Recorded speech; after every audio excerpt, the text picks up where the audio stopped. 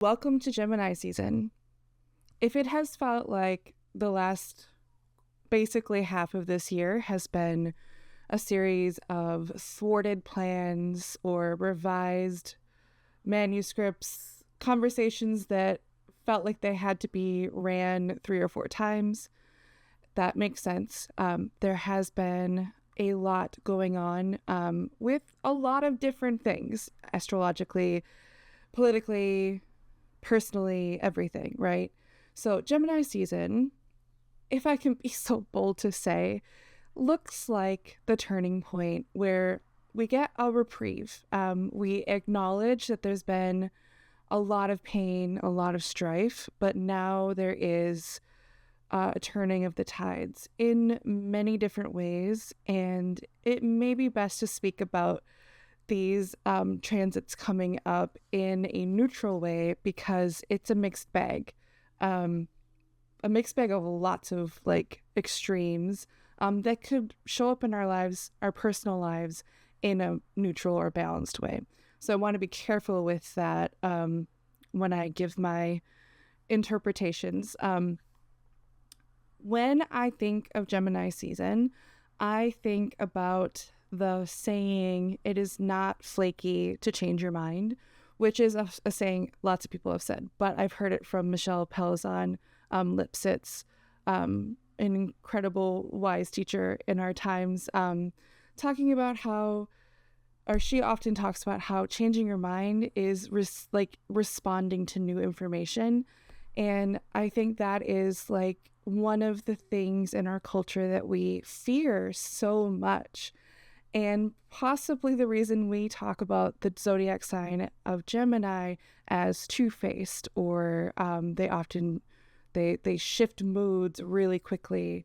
I think that's a response to our cultural fear of mental change. So in this season, this month-long moment that the sun is in the zodiac sign of Gemini, I feel like we're called to examine why there is such a great fear of mental shifting. And then, if we want to go further, allow ourselves to change and shift with new information. Allow ourselves to receive new information. Allow ourselves to maybe approach a friend or a colleague that is going to give you something that may change your mind, and be open to that. So that's what's on my mind, is who can I talk with this month to help me lean more into my flow and what will allow me to grow, what will allow me to change, shift, and grow if I did not talk to that person, as if I didn't talk to that person. Another thing I think about with Gemini season is using our hands. I wonder if Jupiter's presence in the sign of Gemini for basically a whole year. I'm gonna go back a little bit. So what I've noticed amongst friends and culturally is in our discourse, we're talking about crafting, gardening, sewing, knitting, things that use our hands that we can't speed up, and we don't want to speed up because the process, Gemini words of process, practice, movement, using our hands is the magic of it, is the magic of these crafts, these creations. So I'm wondering if Jupiter's presence in Gemini has a lot to do with that, the expansion of this presence of hand making by hand, cooking, baking, that kind of thing in our culture. I would love to hear in the comments if you've noticed that as well, or if that's just my age bracket, mid-30s is when we begin, everyone's knitting, everyone is hand sewing garments, stuff like that. Let me know, because I can only notice what I notice, right? Here's my noticing. So thinking about Gemini season when the sun is in Gemini, maybe this is a period, a 30-day period where we use our hands. That Gemini rules the hands. All of those double-bodied signs, Gemini, Virgo, Pisces, Sagittarius, has a lot to do with the parts of our body where there's two of them. And specifically Gemini is for hands. So thinking about how we use our hands, how our hands gather things, gather information, how we tend to things with our hands. That's something to incorporate into the Gemini season for yourself. And then lastly, I was thinking about how Gemini, all of the double-bodied signs also have a lot to do with digestion. I'm not going to go into the deep dive on that, but I was thinking about mental digestion, the air sign, mutable sign, Gemini, confusion, mental exhaustion, brain fog, tripping up on words. That is usually a sign of there's too much in there, in the mind, and it has not been fully digested or integrated yet. So in this season, if you're sensing like, oh, there's just like too much going on, there's too much brain fog, you can't quite get ahead of your mind, this may be a really, really good season to focus on integration. And that could look like a million things, which is something I say all the time. It's a very personal practice to decide how you want to digest your mental information. That personally looks like journaling for me. Actively digesting, actively working through the thoughts that are like running around in my head with my hand, actually, is like one of the most fruitful ways for me to feel like I have my center again. It could look like knitting. It really could look like knitting is how you mentally digest. It could be conversing with someone else and like figuring stuff out live with another person. Dialogue is one amazing way to integrate mental information.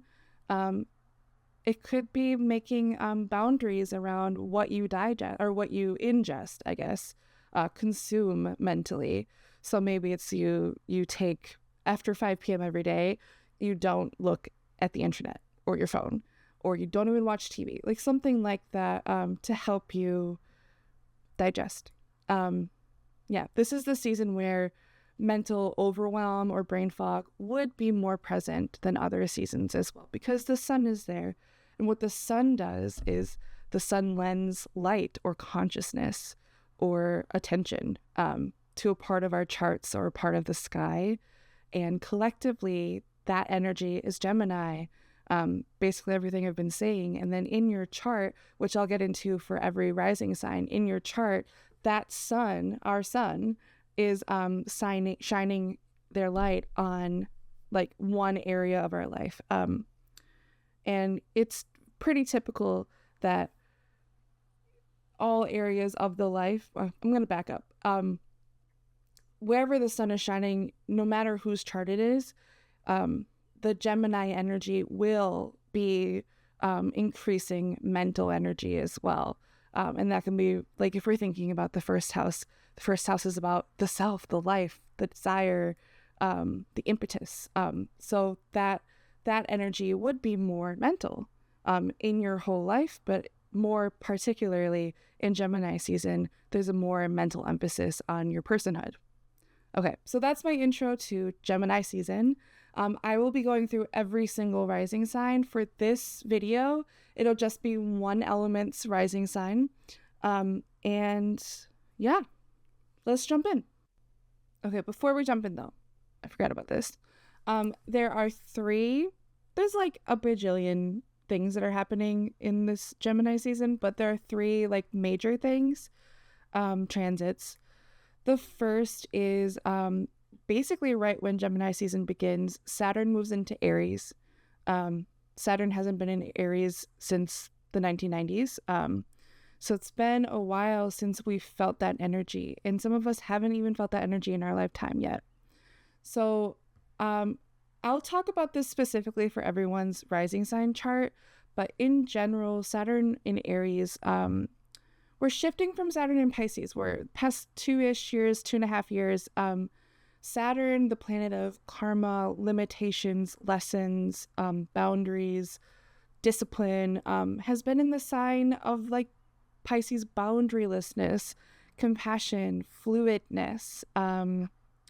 And there's so much to say about this. And I'm not doing like a whole video just on Saturn, Pisces, and Saturn, Aries, and maybe I will. Well, what I'm seeing or what I'm sensing is that the past 2.5 years, there's been a lot of energy toward leaning into like wisdom teachers or developing one's own intuitive skills.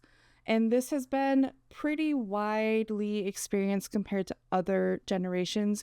I think also because Neptune has been in Pisces, the sign of Pisces, for a while. I think like 12 years.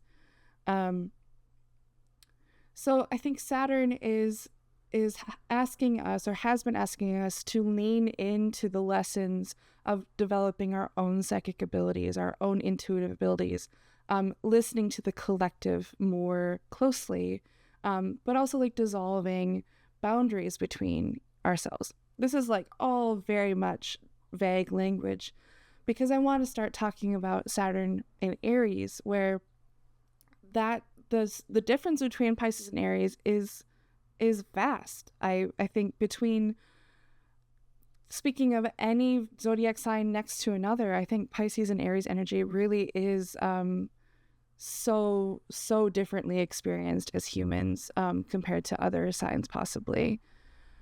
I see Saturn and Aries asking us to develop our own selves. That's the Aries energy, like selfhood, initiative, leadership, our own agency, in not relying necessarily on the wisdom teachers or on listening to the collective. It's more about listening to our own chest, like speaking from the chest and learning those lessons of you are who you are, and your separateness, your individual separateness is like the most fruitful garden.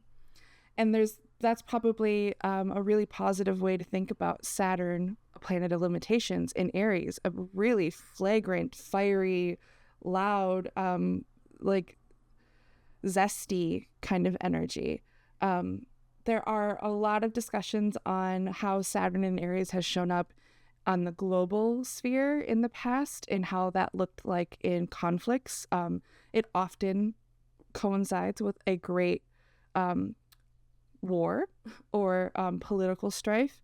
But thinking about this for our own personal energies, I think I see Saturn in Aries as the invitation to speak up, to be our own advocates, and not to rely on political parties possibly that won't be advocating for you, even if they say they will. That's a little bit of my own editorial there. So that's what I'm seeing for that. Then one of the other 3 transits for Gemini season that I'm seeing is significant is the Mercury Cazimi in Gemini on May 29th. So a Cazimi is when a planet joins the sun at the exact same degree, and Cazimi literally means, or translated means, in the heart of. So when Mercury is in the heart of the sun, it's this like day or two-ish long, like intense clarity. It could look like a beginning to a new season, especially when it comes to like your mental energy. I think because this is occurring in the sign of Gemini as well, there's a double emphasis on mental energy. So Mercury and Gemini. It could look like you get a really great idea that like is the beginning of a new chapter for you. So this Mercury Cazimi, it can show up in many different ways. It could look like a really important conversation happens that day.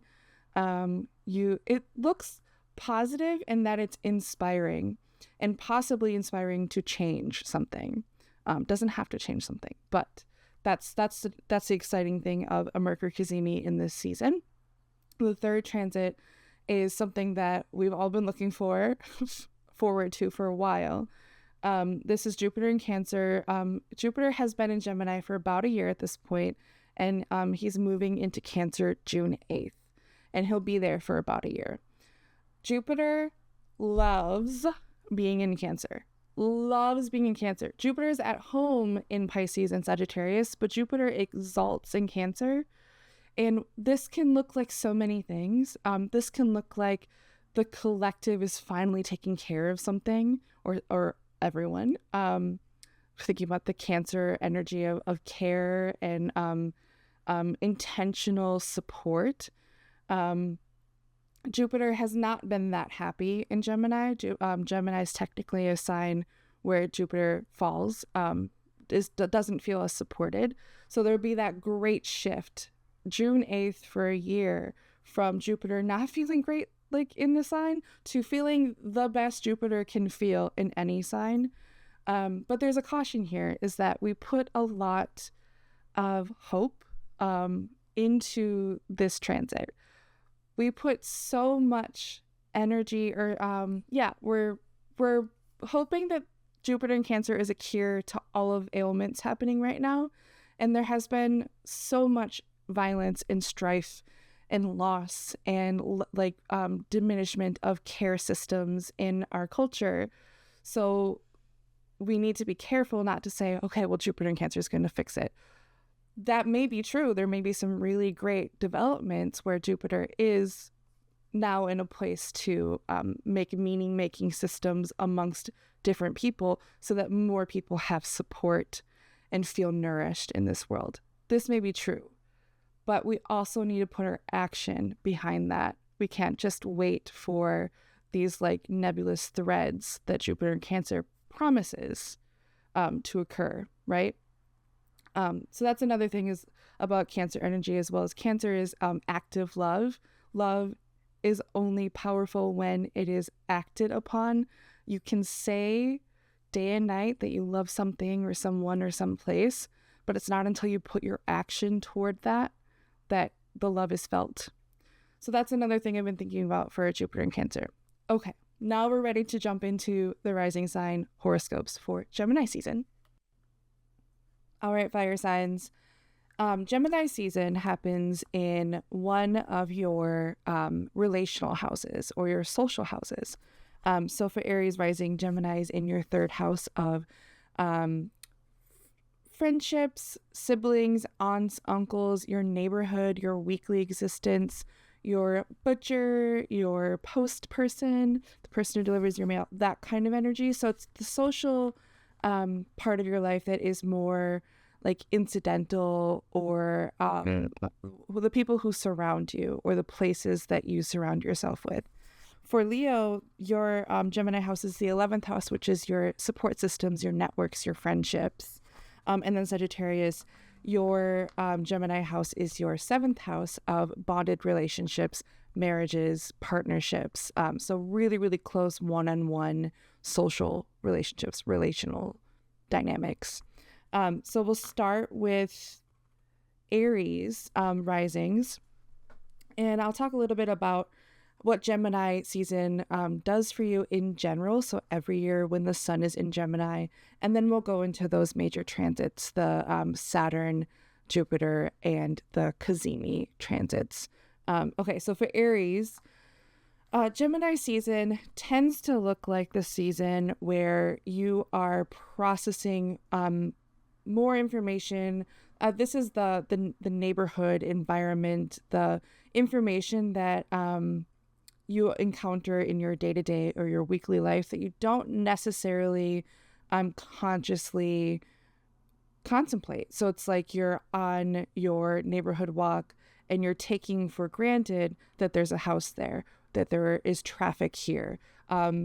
Similarly, if you have a pretty digital life, this is on social media, the people you tend to follow and the information that comes into your life, your brain, that you don't necessarily question because it's a regular content stream for you that feels close enough to your value system where you wouldn't question it. Another way to think about Gemini season in general for you is when you tend to absorb learn more, access parts of your life that you may be a beginner at. So this is a really good season to maybe like intentionally choose a new path of learning, a new path of discovery. And that's both Gemini energy and also third house energy. Is like, what's the base or the foundational knowledge or skills or learning that you can use that benefits your life. Thinking about Saturn moving into Aries later this week, actually. So on the 24th, I'm thinking about this transit for you in your first house of your roles in how you act and move in this world. And I think Saturn in Aries to me says, what do you champion or who do you champion? Maybe there's like a group of people or a type of person that you want to advocate for in this lifetime. And how are you going to do that where you aren't knocked off your path or you aren't knocked off your energy by criticism or limitations? And what can you do with limitations or pushback that can help you propel further as an advocate for whatever you want to champion in this lifetime? Let's go a little further and talk about how Saturn in the first house, that transit tends to ask you to form or define yourself more. And this can look like a million things. I say that so often. It can look like so many things, but definition is the word. How does definition or putting limits around your personhood make your personhood greater or more impactful, or have more touch people more with more discernment or more exact impact? And how scary that can be to define yourself, which means that you're cutting yourself off from other expressions of selfhood. But then Saturn's asking you to look at how definition and limitation on your identities or your role in this world really is eventually an incredible task. So that's what I'm thinking of for you, and how it can feel maybe really uncomfortable at first, but over the next couple of years when Saturn is in your first house, eventually it will feel really beautiful to have a greater handle on who you are and what you do in this world. Okay, so talking about on June 9th, when Jupiter moves into Cancer. So your Cancer house is the bottom of your chart, the fourth house, which is your most private places, where we get information on your ancestry, your parentage, the people who made you who you are, and how you've made yourself into who you are in the most private or maybe secret places. So when Jupiter is in the fourth house for a year, I could see that as really leaning into like maintaining, gardening, taking care of yourself, your roots, what keeps you safe in this world, your home spaces, how your home is a sanctuary. And if it isn't, Jupiter for this year is here to make your home, your private spaces, yourself, your inner self, as safe and protected and nurtured as possible. And I said this in another video, but with Jupiter's energy, you don't have to lean in, you don't have to make it matter, you don't have to like suck the marrow out of the experience. Jupiter is doing the work for you, and it's really like leaning in and letting Jupiter help you make sense of things, so that you can feel the blessings that he wants to give to you in your life. So think about that. Like, it's not that he's giving you the task of taking care of yourself better or making your home a sanctuary. He is here to bring things in or smooth things out or connect threads. in an easeful way so that you do feel safe and secure and nourished in your life.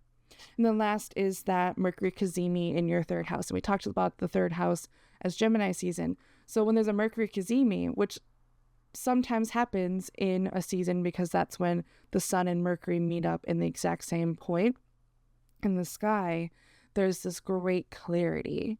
So I wonder if that day, the 29th, the great clarity is around how your environment or how your learning systems or the way that you process information is best in your life. So it's like I expect great clarity on how to make useful the information or to process the information in your life so that you are integrating and learning more wholly. Okay, so Leo risings. Your Gemini house is your 11th house. So Gemini season often looks like a very flirty social uptick in your life. And I encourage you to lean into fostering the relationships that may not be your closest bonded relationships. Of course, do that in this month as well if you care to do that. But Gemini season's asking you to consciously focus on the people in your life that bring you blessings or who grant you their attention. One of the greatest gifts on this planet, especially in our attention economy right now, is that our attention is so split across many, many places. When people give you their attention, they give you their care, their heart, their mind, their body. And Gemini season is asking you to be conscious of that, of like conscious of who's paying attention to you and who you're paying attention to back, and how that creates a loving or supportive relationship, a symbiotic relationship. So think about that this season. How can you tend to these networks of people in your life? Saturn moves into Aries in your 9th house. This made me think of what we take for granted as true. So Saturn, the planet of karma or limitation or lessons or gaining perseverance, I guess. Patience, that kind of stuff. But when there's the Saturn in Aries energy in the 9th house, I'm seeing that as like pushing back on our wisdom teachers or the things that we talk about generally as true. And in your Leo rising life, maybe this is the next couple of years where you're like, I don't think that is the way we should be doing things or talking about things or telling other people how to do things. And that could be something like, I think about like the girl boss era and maybe it has passed and maybe it hasn't, but there has been pushback on like girl bossing looks a little bit like just a perpetuation of the worst parts of our colonizing culture. It's the grind and not taking care of yourself and not sleeping and drinking so much coffee, but getting a lot done at the behest of your body's wellness, right? So it's like that kind of thing, I think in the next couple of years that you'll be asked to do is like, I don't think the way that we think about this, X, Y, and Z is actually the right way to think about it. And that can be related to spirituality, other cultures, media, publishing. It's basically the 9th house relates to like a grander scheme, a grander connecting ideas of how we make sense of human like living. So it's one of those houses that is like pretty lofty, pretty wide open. And that's the task of Saturn, is to cut away unhelpful, widely held beliefs. Okay, so talking about Jupiter and Cancer, Jupiter moves into your 12th house, which is a trickier house to talk about because this is the house that we have the hardest time seeing. And what I mean by that is that our first house is our self. That's like where our sight begins. And it's like the 12th house is right next to us in the periphery. So we can we get a sense for what's happening there. But we aren't fully aware of the effects of it. And when there are natal placements in this house, other people can sense them about you, but we have a harder time understanding what our 12th house placements influence is externally or even internally. So thinking about Jupiter moving into Cancer in the 12th house, I see this as a year of great subconscious integration.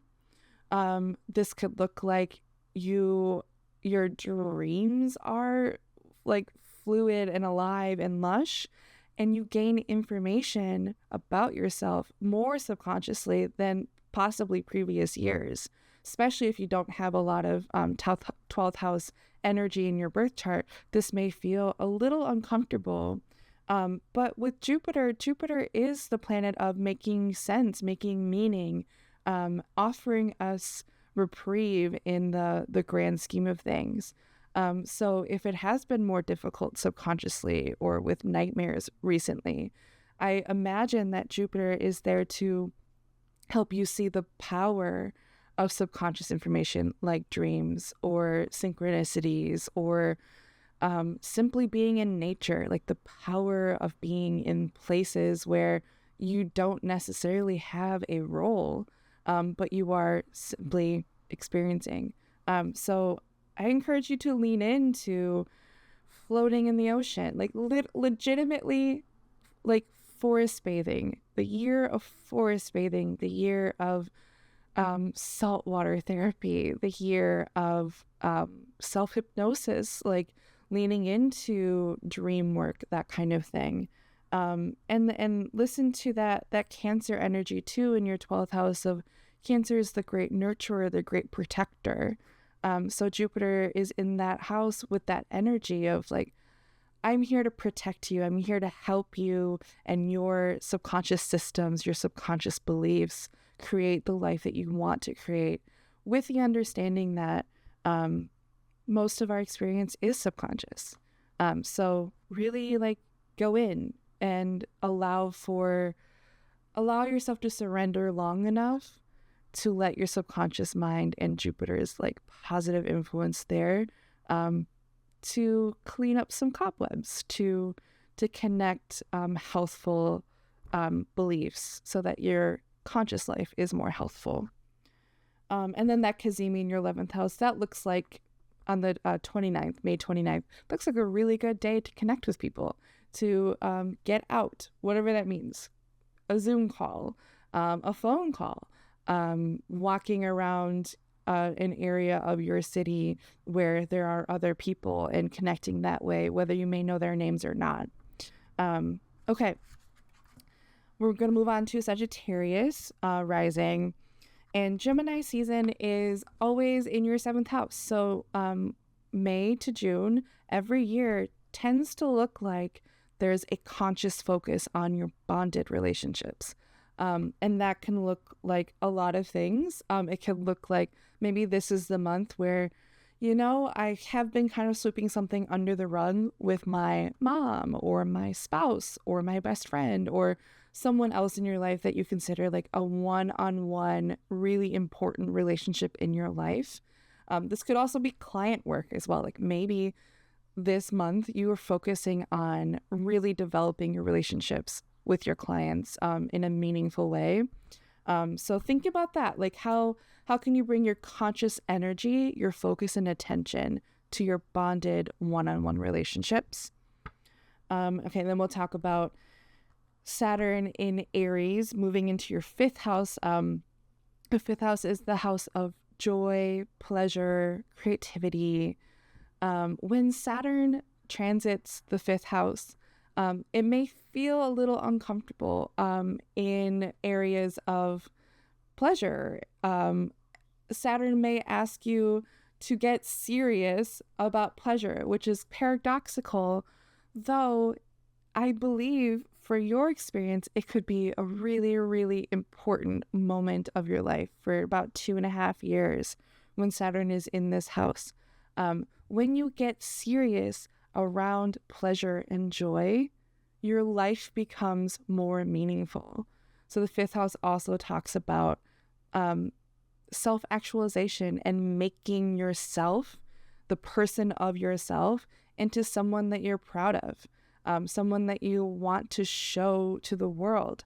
So Saturn is here to say, like, yes, watercoloring on the weekends for a couple of hours is just as holy and perfect and important as getting work done. So getting serious about your pleasure and understanding that here's my belief, is that life is meaningful when we lean in to enjoying it. Yeah, I'll keep it at that because I could go on for hours, but 2.5 years of like, it could be looking like literally scheduling a date with yourself weekly, daily, however much you can handle it, because too much pleasure also makes humans go limp, and sometimes there have been studies that talked about humans going mad if they experience too much pleasure. So it's like using that Saturn energy to balance in which ways do I experience pleasure, in which ways do I like experiencing pleasure, in which ways do I like to lean in to the harder parts of my life by adding joy in order for those harder parts of life, the Saturn energy, to be more easeful. Nothing is easy, right, in this life, but we can also pair the hard stuff with joy. Okay, and then lastly, we'll talk about the Cazimi in the 7th house. That is May 29th. That looks like a really good day to have a hard conversation. Maybe not necessarily hard, but it's a really good day to get clear on something with someone, like a specific person that maybe it hasn't felt clear lately. Or it could be simply like spending time with someone and allowing for you yourself to listen as much as you talk, or listen more than you talk. And that is how you gain clarity. Whatever you're feeling needs to be adjusted. Maybe you're the one who is doing all the listening and you need to speak up. Or maybe they're doing all of the listening and they need to speak up. And giving them space to speak up could be the best way to spend May 29th, the Mercury Cazimi. Okay, so that is for all the fire signs, fire rising signs. I really, really hope this Gemini season is giving us the sweetness and the hope, a little bit of reprieve that we've been needing this year. And I hope that you feel so good this month. Okay, bye.